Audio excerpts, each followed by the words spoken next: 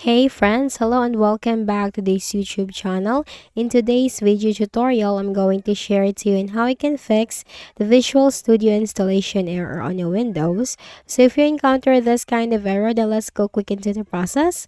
So this is just a very simple fix. So first is we have to click on the Start button, go to Settings.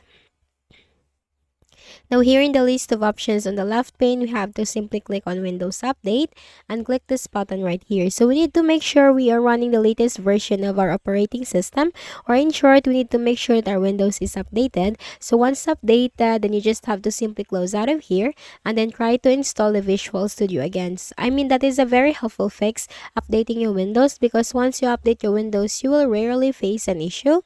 And for the second method is if you are using or have installed and then use any third-party antivirus softwares like any of the Avast, McAfee, or Malwarebytes, which are the commonly used third-party antivirus softwares, then we can temporarily disable that because that might block or interrupt the installation process.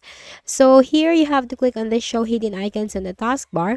Here you can find that I'm using the Malwarebytes. So in your case, you might be using any other third-party antivirus softwares. Simply make a right click, then you have to select Quit Malwarebytes or Quit McAfee or Avast.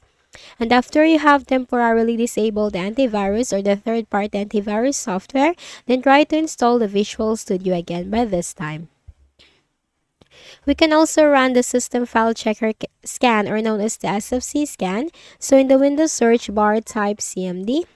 On the right pane, you have to click on Run as Administrator. Now here in this elevated command prompt with administrative rights, type SFC /scan now.